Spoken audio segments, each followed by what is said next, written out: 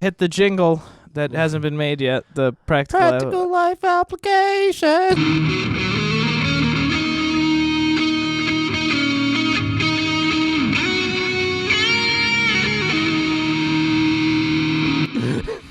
Like no joke. I'm pretty good. I gotta fold some laundry, guys. That's about it. Yeah, you do. Your house is like No. clean all the time, which is very nice.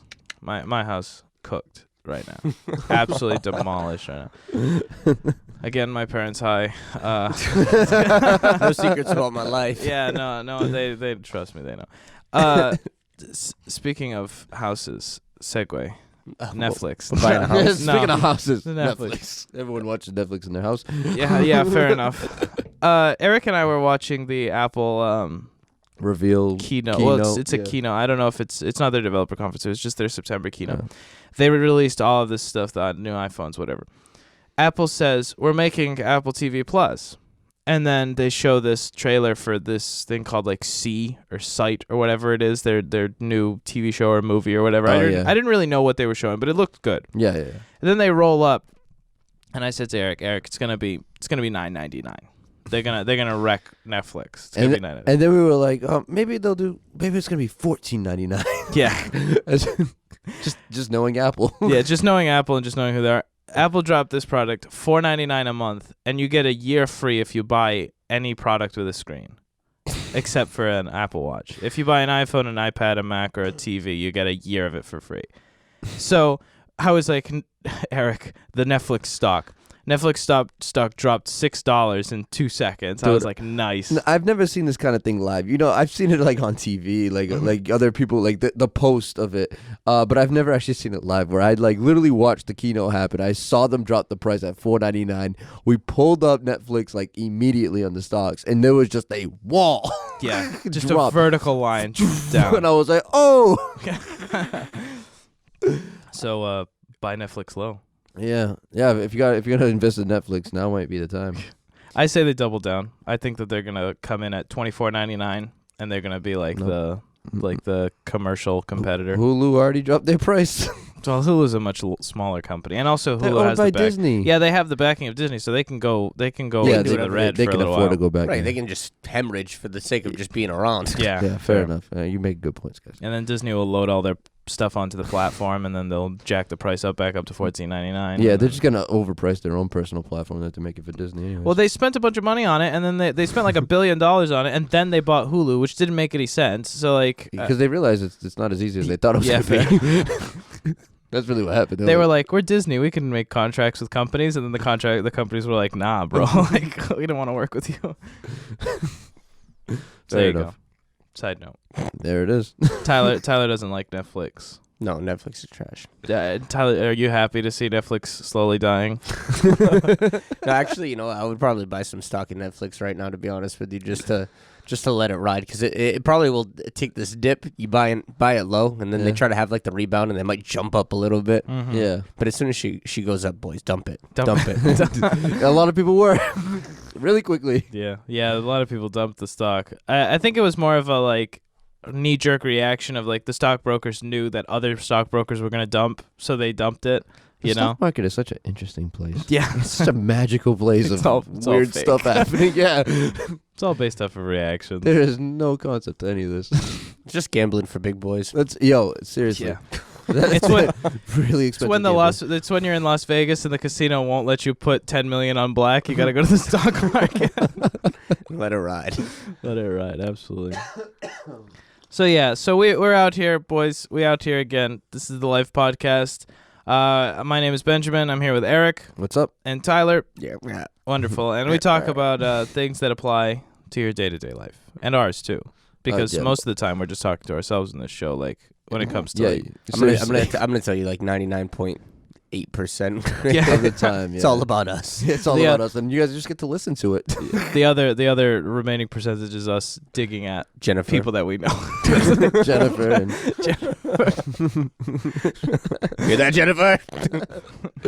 Jennifer's like, not again. No. This early in the show. I just came back. Yeah. Jennifer, we love you. What episode is it? This is episode 8 of season 2. Oh, well, yeah, but like 40 something. 44. 44. Is that true? I don't know. Today's 43. What? 43. If it's 8, it should be 44. Is it not? I know math. I have no idea what we're doing. Okay. I don't know. Yeah, fair enough. We've been busy on other projects, so we haven't. I haven't been editing this lately. Nonetheless, we're here. We out here. What are we talking about today? We're gonna be talking about. I'm actually gonna pull up the exact quote out of the show notes, but it has to do with where is it? All right. Very prepared. Maxed out. 10 out of 10. You you have clutter in your life that's stopping you from moving forward. All right. And there it is. Oh man, I don't know who wrote that one in there, but it might have been me. I don't remember. I don't know. We can turn on the Well, thing. what color was it? Yeah, I you mean, can that's turn on a. what- Oh You yeah, cut- I forget that's even an option, guys. I'm sorry. Nonetheless, but the thing that comes up to mind just as an opener is that barnacle example again with the clutter thing, where it's all like Barnacles. barnacles. The thing where it's all like over time you gain clutter, quote unquote clutter in your life that just slows you down, makes you less efficient. You know, so every once in a while you have to go through and just like clean up the things that. Oh, it was Tyler who did it. You got to clean up the things that you know you want to get rid of. Did I put that in there? Yeah, apparently. Oh, I yellow? saw. Listen, I must have been so much Apple different. snitched you out. Unless I was the last person to just like edit it and move it. Oh, yeah. maybe I don't know that. I don't know. I don't know. Yeah, it's not that advanced. But anyways, that barnacle thing is really good too. And when you have that clutter, those barnacles that build up in your life over time, just from living, just from being there in the pig pen. Mm-hmm. Well, not pig pen, that's the ocean. But just from being there, you have to scrape it off, and it can be a very uncomfortable process. I mean, think about it. If you were a boat and you were getting these barnacles scraped off, it might feel good for a second, and then it's like, oh, Yeah. oh God. Yeah, seriously. And this just slows you down. It takes away from your momentum. It can actually cause ceilings in your life where you can't grow out of because there's so much clutter, and it almost has like a weight.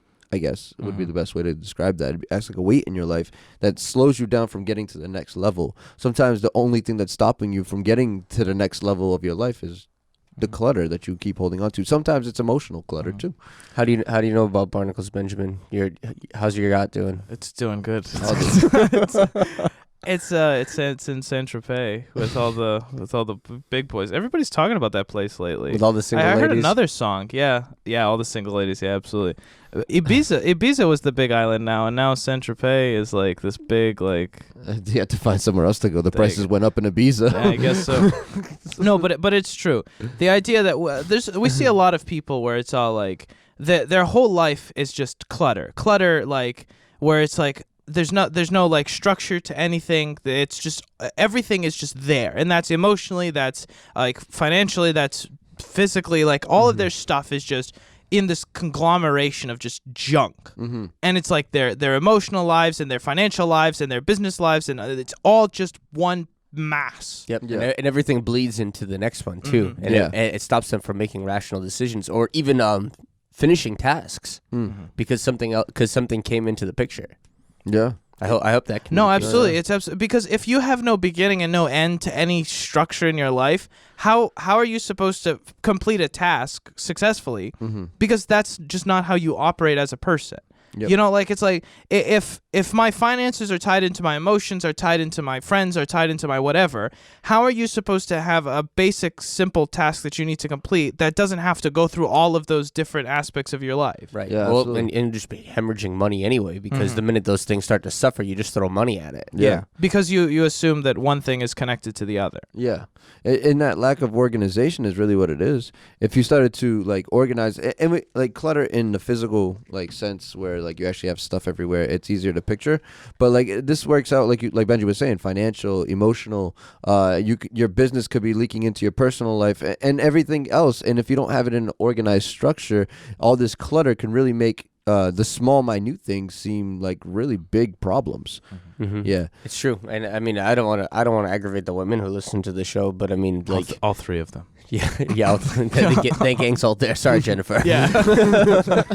No, Jennifer logged off, right? But it's true, and it's like, oh well, women can't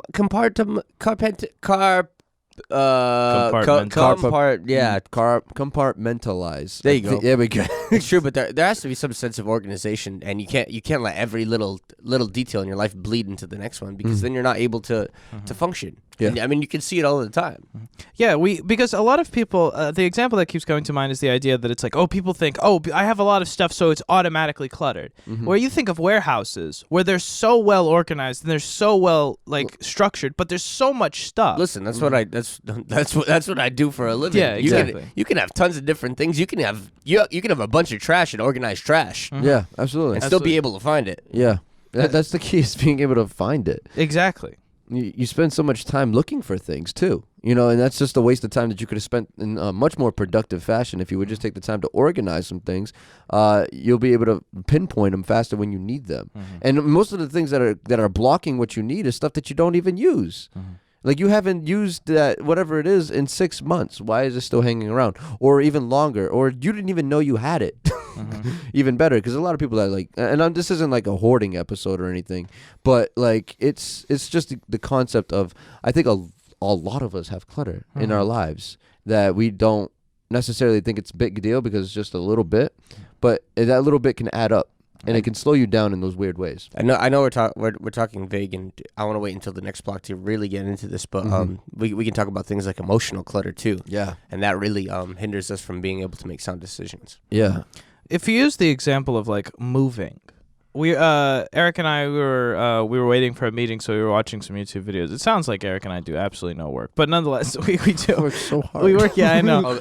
Congratulations, guys, on that contract. Oh yeah, thank you. Woot woot. Thank you. Check out the vlog. It's going to be coming out eventually.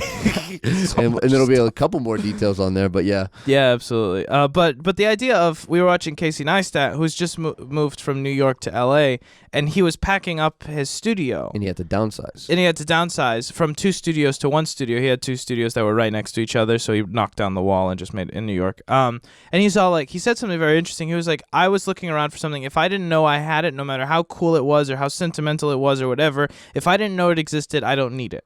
So he got rid of it. And we use the example of moving because it's a physical action, but it's the same thing in our lives, where we move from one phase of our life to another, and we have to let go of certain things in each step of that phase. Because we can't just live our lives accumulating emotional and stressful and financial debt, essentially, and just carry that from one phase of our lives to the other. We have to segment it and get rid of the stuff that we don't need. Absolutely. One thing I really encountered, I was tired of doing laundry. And I was tired of always having a ton of laundry all the time. And I went into my closet. I took a realistic look of everything I had. Now, this is even before I bought my house. I had this idea. I sat down and I said, you know what? Realistically, out of all these clothes that I own, I only wear like 10 outfits or less. So what did I do? I went and I limited my wardrobe to 10 items or 10 outfits or less. Whatever I still liked and was still good, I didn't just like throw it away and get rid of it. I folded it up and I put it away for future, so that when one of these 10 get worn out, I can go and grab another one. But it's like, okay, now that limited how much laundry I have, it pushed me into a new avenue of like, oh, okay, well, I'm running low on outfits. I want to wear this certain outfit. Oh, that means I have to do laundry instead of procrastinate and pick out another one that I have sitting. Yeah. I got 1,000 outfits that I really like, and I have thousands of loads of laundry just sitting there because I was too lazy to wash them. Yeah, absolutely. And I was like, you know what? That killed 2 birds with 1 stone. That's a great move. It really cut down on laundry. You can't have a lot of laundry if you don't have a lot of clothes. Yeah. Yeah, fair enough. No, but that's legit. That's absolutely true. Yeah. And then it's like, okay, well, and it gave me the impetus to be like, I got to do my laundry. Yeah, absolutely. That's awesome. In this vein, I'm going to throw out all of my plates and buy paper. See, I'm the other way around. I'd be like, I'd rather have like 4 plates and just wash them. Fair enough. Just have 1 plate. Just like, I have to wash it. That's it. Listen, it's a one-time investment, and then you keep going over and over again. There you go. Fair enough. How did the chopstick thing work out? It didn't end up happening. What, for months? Yeah. Oh, well, dude, you did it for a while. And then chopstick. Okay, yeah. Yeah, I don't know. I just started defaulting to like forks and spoons because they were just around. But all I had in my house was just like 4 pairs of chopsticks. Yeah, it was actually kind of cool. That's Eating all that- steak with chopsticks was Yeah, funny dude, I ate stories. everything with chopsticks for months. Yeah. And I prepared myself too. I had a nice pair of like wooden chopsticks for a restaurant, and I was keeping them at work. And I'd eat my lunch, I'd eat everything, and just call myself a chopstick warrior. Everything I was doing was all chopsticks. There you go. Yeah, that was funny, but that's less clutter too. You know how easy it is to wash chopsticks versus like Yeah. forks with like nooks and crannies to get in there. It's like Yeah. I can just wipe it off. Yeah. Yeah. No, absolutely. Yeah.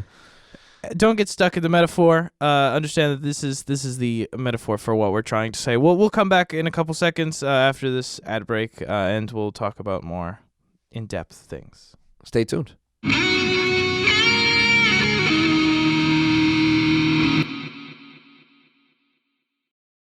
We would like to thank Anchor for sponsoring and hosting the Life podcast. So who are Anchor and what do they do? Anchor is the all-in-one platform that gives you everything you need to make and publish your podcast. And best of all, it's all free. Anchor allows you to use their creative tools to record and edit your podcast. No need for any fancy professional equipment. Sounds amazing, right? And we haven't even gotten to the best part. Anchor isn't just a recording and editing platform. They're a publisher too. This means that Anchor takes care of all of the hard stuff, like publishing to Apple and Google Podcasts, so you don't have to. So what are you waiting for? Download the Anchor app today or go to anchor.fm to get started.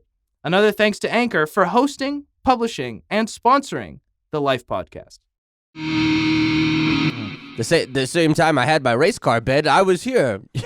Yeah. No, but that's really the same thing. Yeah, absolutely. And I, right before we got into this conversation, I was starting to explain how in my studio space, this is a studio that I've had for a long time, and I built it when I was like in my late teens, like 19, maybe 20.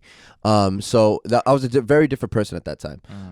With a completely it was very different group of people that were always here, and I had this room was laid out completely different, and this room was just like it was what that was. Every time I walked in, I got the feeling that I was still there, and in a way, it was nostalgic. And for a long time, I liked it until it became apparent that I wasn't growing anymore. My career wasn't growing. Everything that I did wasn't growing. My music wasn't getting better. Nothing I was doing was better. And then finally, I realized that one of the reasons was because I was still stuck in the same space. I still had the same clutter from the past, my old ceiling surrounding me, and I was just sitting in it, And so I had to come to a point, and it was such a hard process to do. It was so, I remember I even cried, doing it, because it was like I was ripping away the things, in a way, ripping away memories. I understand now that's not what I was doing, but at that level of consciousness that I had at that time, doing that was just like a very emotional process. It was very difficult to get rid of stuff, but it's like there was a couch in here that really shouldn't been in here anymore, and we call it was the red couch, and this couch just it's seen everything, you know what I mean? But the problem was it didn't inspire me to get better. It inspired me to stay where I was. And removing that from my life, it was like instant changes. I'm not gonna lie. You had that red couch mentality. Yeah, exactly. And then as soon as I got rid of it, my business completely took off. And it was just it was kind of mind blowing, because it was just wow, it's crazy how much even though you're telling yourself I'm doing well, your mind really, really, really will not grow. It's like the big fish in a small pond. Once you hit the glass, that's it. You're done. Yeah. So that was what happened to me, and that brought us into your conversation. Yeah, we were talking during the break, and I was saying some of the biggest growth that I really experienced, or it was just like a true liberation, was buying my house and living in my house. It was really hard to be able to grow up. I mean, as grown as I was, taking care of all my bills, having a real adult life, I found myself that I could emotionally prosper more when I packed away all my old things. Living in the same house. It's really hard to have a different mindset than you did when you were 12 or 15, when you're in the same space that you were when you were 12 or 15. Yeah. Because it's associated to all those memories, all those ideas. And how did I phrase it off off camera? Off mic. I was saying something it's really hard to just grow up in the same space that you I mean, like You become an adult in the same space that you grew up in. Absolutely. Yeah, absolutely. Because humans are habitual creatures. We like habits and we like doing the same thing over and over again. And if your environment doesn't change, then what you're going to do is the same thing that you've always done in that environment. Because it turns into like the don't mess with the soup type of situation where it's like the soup tastes good right now. It's like if we start messing with it, it might go flat. You know what I mean? I used to play with Legos on the floor over here. Like your brain reverts back to that mental state when I used to play with Legos and dinosaurs on the floor over here. You still crawl back into your race car car. Oh, that's what happened. My race car bed. Yeah, you still go into it now. Well, I mean, It's true. honestly, if you're in the same room that you've been in since you were a kid and you had your race car bed in there, Yep. I mean, it makes it a little easier if you redo it. Yeah. I mean, I'm just talking from experience. That's exactly what I did at my parents' house. Yeah. I redid a different room that I had, and it was like, okay, that's a little bit better, but it's still like the same game. Yeah. It's like I have so many memories. I have such a mindset associated to this place because I had built it for years and years and years. When I walk into this environment, that's default. Yeah, you can only see as far as like you can only vision as far as your environment lets you, you know. And if you're still in the same environment of like when you were 12, like and now you're 20 something, it's like, well, your mind can't see any further than where you're at. Yeah, and don't get us wrong, like because there's some people who run from their problems, be like, oh, like I have this little problem, like I need to move right now because I'm uncomfortable. Don't. It's not like that. It's like when you're ready to move, it emotionally and mentally helps you because you have to go through that clutter and you get brought into a new place. Yeah. And just the change of environment changes your perspective. Yeah. Of course, there's the extreme to this where, like, we talk about CGP Grey, who has a different office for the different aspects of his job, and he just goes and it's very. But he's like he has a different laptop and a different room for the different aspects of each part of his job. Yeah. And he just says he needs to shift gears to get that to work. It's like if I just work in the same place all the time, I bleed back and forth between different aspects of the job. Yeah. And it's the same thing with the environment. That's a very extreme example, but the concept is the same where it's all like, if I stay in the environment that I have, and the environment is your friend groups, your family, your house, whatever, it's, if I stay in this environment, there's no motivation for me to change the things that I do. Yeah. Another thing that I wanted to say too is that when I did clean out this the studio to get it to where it is now, it was like an immediate change. Like I saw the difference, and that inspired me too, because after I saw the change, I was like, what else can I change? You know, what else can I clean up? What else can I get better at? And that led me down this like rabbit hole trail of cleaning up the clutter in my life, where I started cleaning up my own personal space where I spent a lot of my time in, and then I started cleaning up my financial space that I spent a lot of time in, that I didn't realize who was actually in control of my financial space, which apparently wasn't me. And that was a crazy realization, because I realized that if you don't know what you have, you're not in control.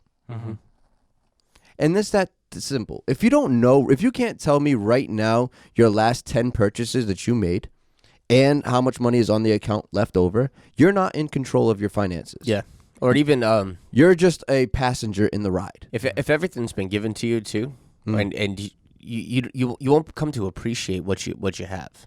That's true. You won't actually hold a sense of value to anything, whether it's stewarding $10, $20, or $500. Yeah, absolutely. It's like, it was just a gift, and then you go and just buy whatever you want and call it a day.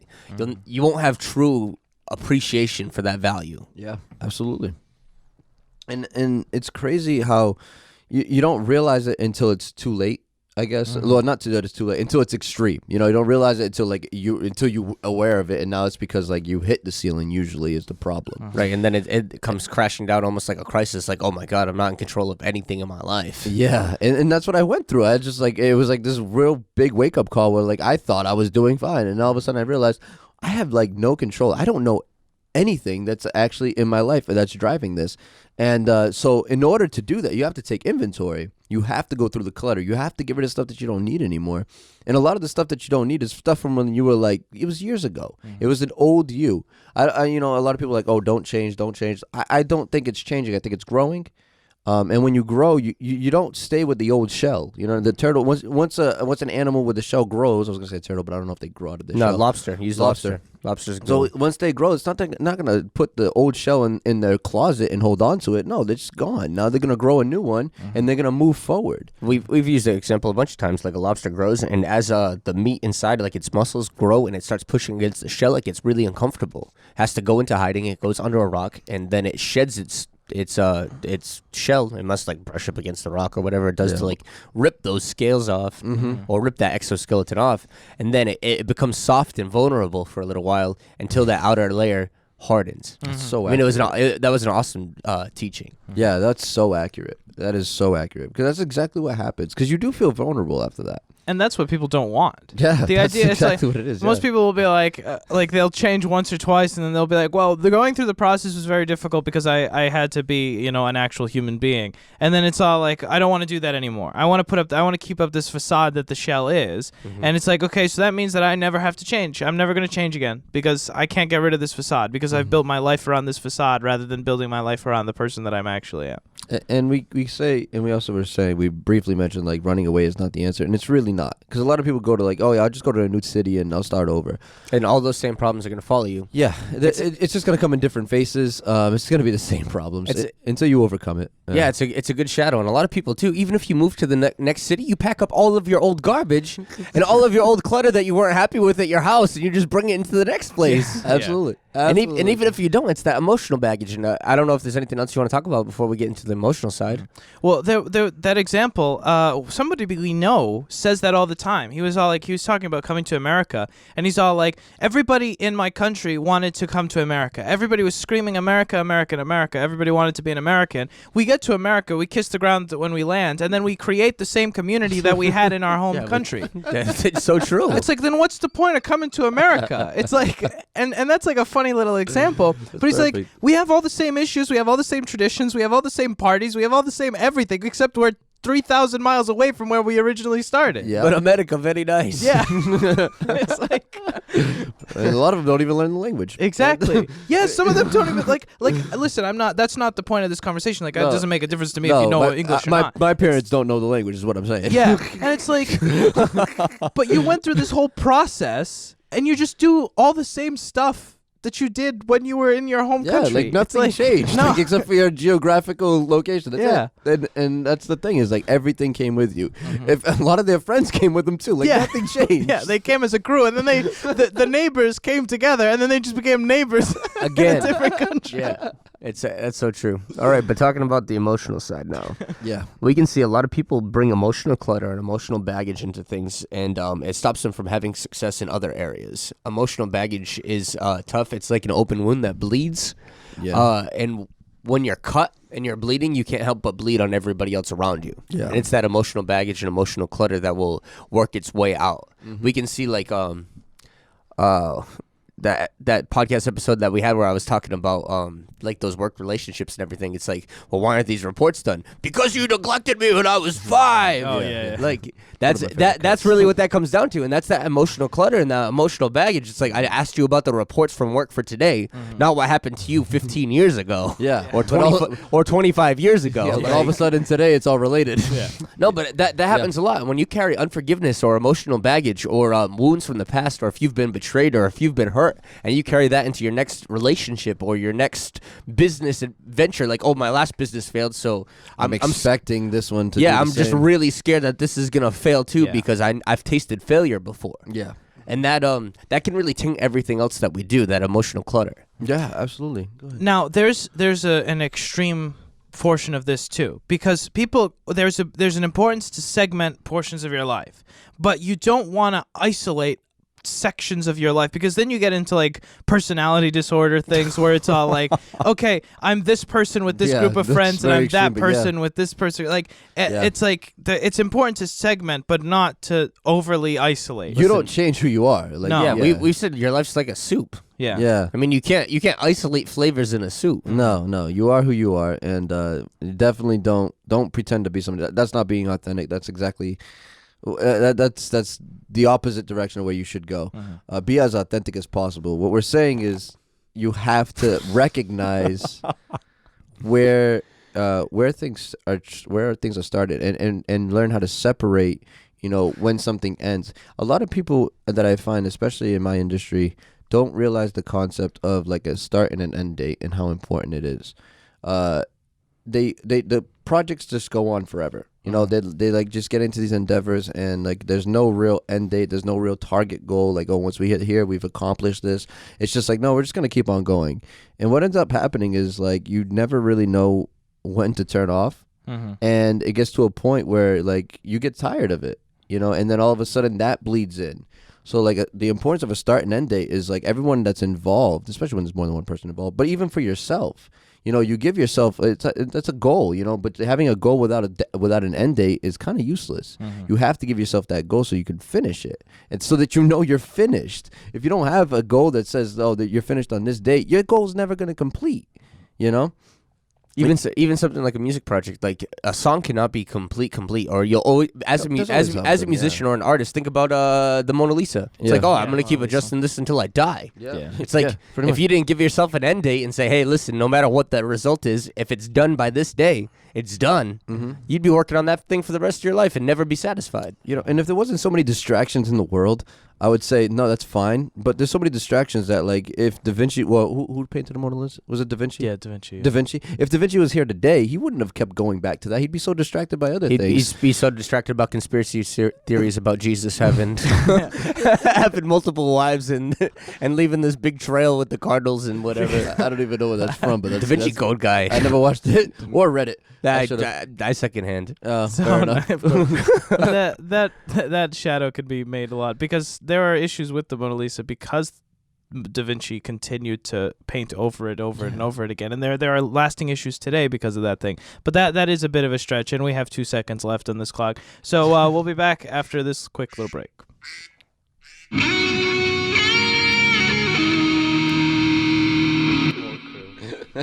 all in good fun. Are we rolling? Okay. It's all in the family, boys. It's all in the family. I don't think I've told this story on podcast, but that time that I made leaves. Yeah, no. I was making the called vert or whatever it is. Oh, but I used lettuce. Oh yeah, yeah. I remember this story. Yeah. I never heard it. Well, that was basically the story. I was making called vert, and I went to the store and I was like, that looks green, and I grabbed it and then I put it in. It was lettuce, and it was all right. It wasn't. It was leaves. Yeah, I also cooked it in the wrong order, so it was pretty much eating like salad with like a mashed potato like liquid. Oh yeah. So that's my culinary story. That's soup that identifies as salad. That's why that's why I'm a culinary. Actually, no, salad that identifies as soup. Fair enough. That was actually a very Yeah. There you go. I mean, it happens. It was, Shout out to all our Patreon supporters. They know what we're talking about. Fair enough. Yes. So sign on to Patreon and support us on there. We'd really appreciate it. Yeah. Yeah. Links in the description. Do it. It is. Yeah, it isn't. Oh, good, because I didn't know where it was. It's here. It's here. It's in the clutter. It's in the clutter. It's where everything else is. All right, boys. What are we talking about as far as clutter? Life practicals. Hit the jingle that hasn't been made yet. The practical life applications. Yes. I'm gonna audio clip that. Does anyone have any practical life application for declutter? Yeah, I'm sure we can come up. This is hard to this is easy and hard advice at the same time because most people don't want to hear it. Clean it up. Yeah. If you're emotional, I really the emotional side of this really gets to me.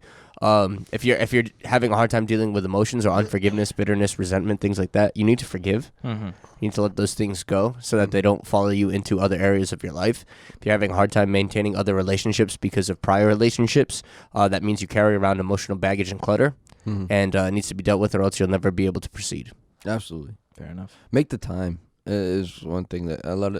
One thing that stops me from cleaning up clutter is like my mind will psych myself out into thinking that this is going to take so long. I'm going to need like 2 days to do this. Guy, like 15 minutes. And literally, like, once you start going, you're done in a couple hours. Mm-hmm. So don't let that mind state give you an excuse to not start. Like, oh, I have a lot of things to do today. I can't do it today. I mean, I do recommend taking some time. And like if you do have like a half a day that you can block off, you won't use the whole half a day doing it, but it's always good to have a little extra time. to actually enjoy what you completed.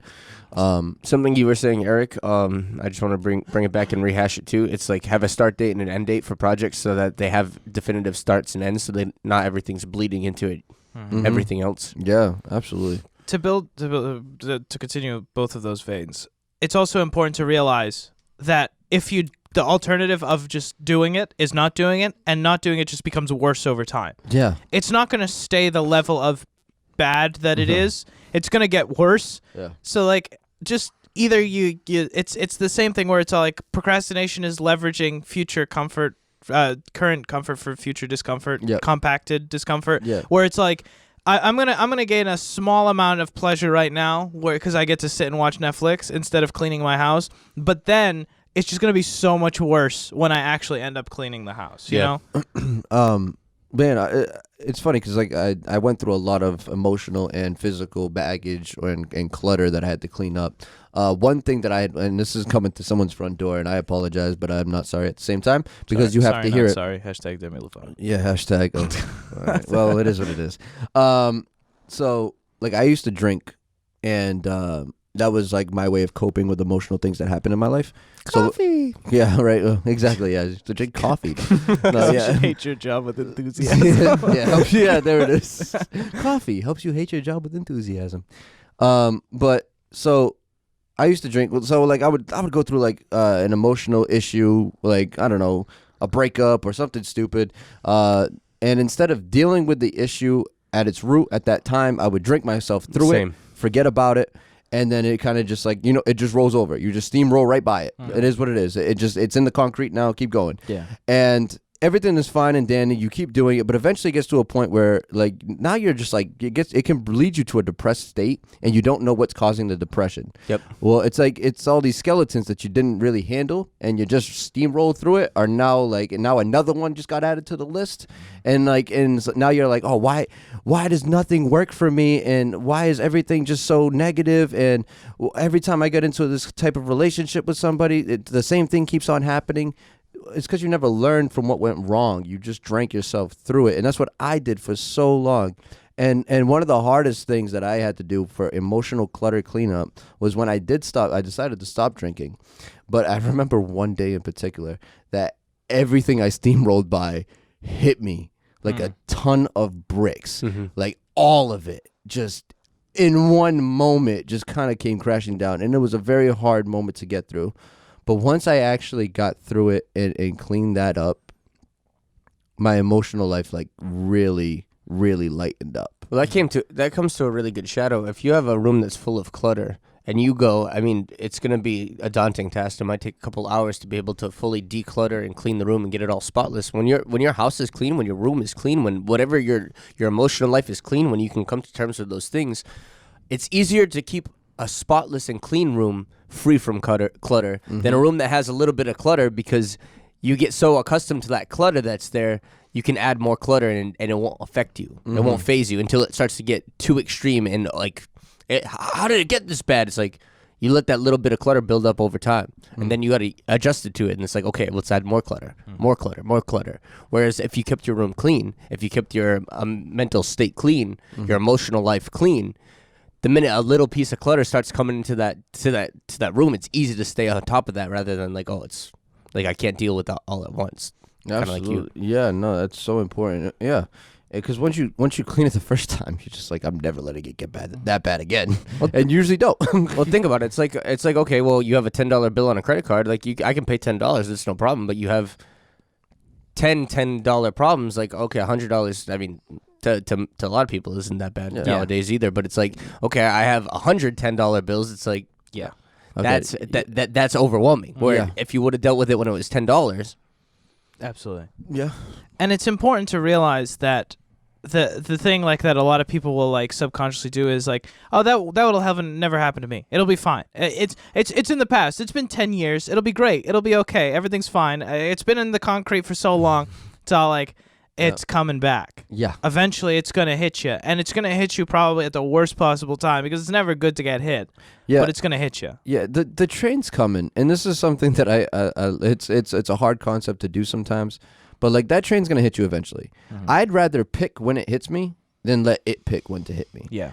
And that's just the way that I like to look at it, because if it's gonna hit you anyways, and a lot of people are like, no, I'll just avoid it. No, you can avoid it for a long time, but eventually it's gonna get you. Eventually you're not gonna be paying attention enough, and it's gonna hit you. And then you can't pick when that moment is. You could be married with kids, and all of a sudden you go into this crazy spiral and you don't even know what it triggered it.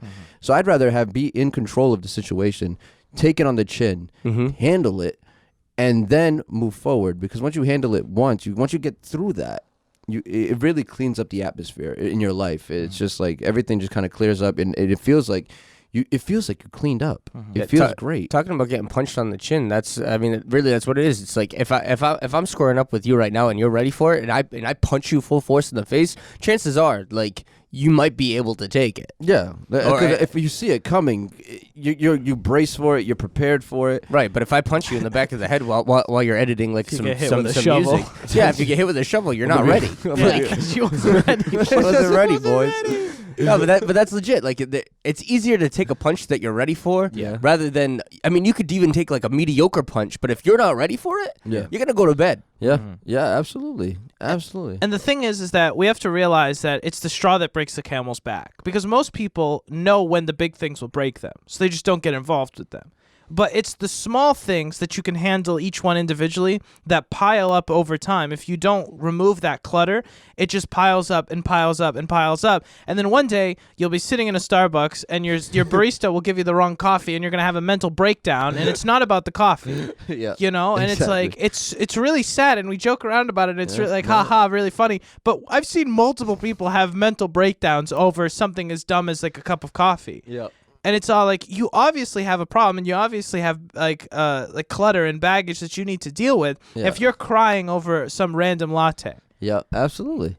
And you don't, and that's just like a small spillover. You know, that's just the tip of it. You know what I mean? There's still plenty more underneath that you're not. It's not like you're gonna freak out on the barista and then you're gonna be fine again. No. Yeah. You're gonna freak out over a lot of minute things that you really don't even understand why you're so upset about.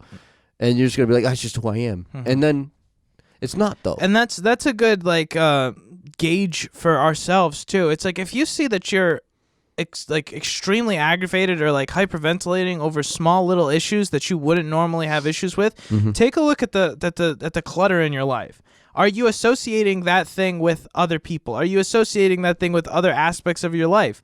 You know, do you have clutter as a person? Because we know if we have clutter, because we're humans and we live our whole lives and we're there for the whole movie, you know? Well, just like Eric said, it's like, okay, well, I just steamrolled a bunch of these dead bodies, these skeletons into the concrete. It's like, oh, but why am I depressed right now? It's because you have these things that are repressed that you never wanted to deal with in the past. Yeah. And then one day they'll come all back up when you're sitting down, like, drinking your latte at Starbucks, and you get the wrong one, and then Absolutely. Sorry. Absolutely. I'm just trying to be, I guess, clean about it, because I had a few, like, outrageous examples. Absolutely. Well, but it's true, because it's like, we think of our subconscious mind, and I don't want to get too technical about this, but the idea that, like, when you move your arm, that's subconscious. It's like you don't actively have to think about the way that you move your arm for your arm to move. It's the same thing. Just because you have memories that don't actively come to the top of your mind doesn't mean those neurons aren't firing. Talk about it. And those subconscious things, and that's why you're like, why did I think of that person today? Or because a neuron fired and it ended up coming to the front of your mind, you know, and there's technical aspects to that. But just because you're not actively thinking about something doesn't mean those paths aren't being strengthened in other ways. You know, and it's important to realize that for you to fix those issues, you have to actively confront them and actively change the way that your brain interacts with those parts of your subconscious. Yeah. And so I guess for practical application on this is like when it sucks. Yes, healing sucks. Yeah. All right. There's no sugarcoating this. It does. There's no easy way to get through it. But it's much more effective and less costly if you just heal when it happens. You get into a breakup, it sucks. Don't rebound with another person, because that's steamrolling the problem. Yeah, that's just adding more clutter. Adding more clutter, because the rebound probably isn't going to work out either, and you're probably going to steamroll that one too.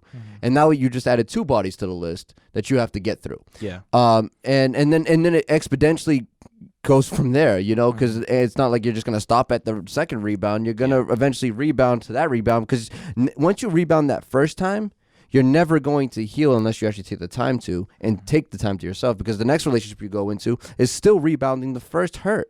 It's what people don't realize. That first pain is really what you're rebounding. And even though it's been 3 years, 4 years, and you've been through a handful of other people, you're still compensating from that first healing that you never got. You just keep on opening the wound further in different ways, because everyone adds a different mix to the problem. And so it sucks to go through it, and I understand, but life goes on, and I promise you that. And you just have to deal with the healing, as much as it hurts at first. But once you get through that initial hurt, you do heal. Like Chris Valentin said when we listened to one of his podcasts, I don't want to take his fire, because I really don't, so I recommend going to listen to him. But one of the things he said, and me and Benji heard it at the same time, and we were just like, ooh. And it was like, you could, I don't know if you got the exact It was quote. something like, you can only be loved as far as you're willing to be hurt. Yes, something along those lines. Like, as deep as you're willing to be hurt is as far as you're willing to love.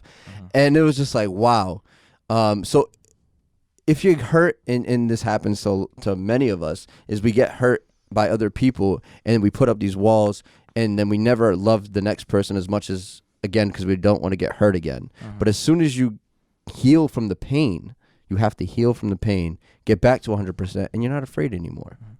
One thing before we go, it's important to realize sometimes the soup can't be fixed, and you got to throw it out and start from scratch. What do you mean, guy? Just add more water. It's yeah. Sometimes you can't. There's sometimes you can. Sometimes you can fix it. Sometimes you can backtrack, like fix, add a little bit more of this, take a little bit, like, you know.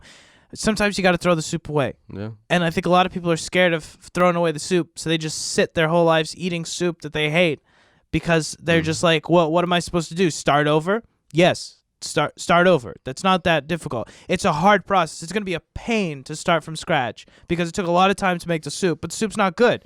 So you can either live the rest of your life with the soup that you don't like. Yeah, trying to fix a soup that stinks. Exactly. Or you could just start over and just make a soup from scratch. Yeah, sometimes there is no magical ingredient that's going to fix everything. I know we got 5 seconds, and I was the one that was all about, like, the emotional, but there's actual, like, a physical thing about clutter, too. When it talks about, like, clutter of projects, clutter of commitments, clutter of things like that. Get our priorities in order, know what are the biggest priorities, and let the small pieces of clutter fall off, the small pieces of obligation that don't actually mean anything, or they only net negative.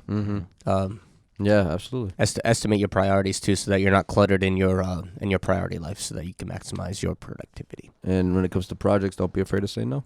That's it. That's all she wrote. That's all in the hands.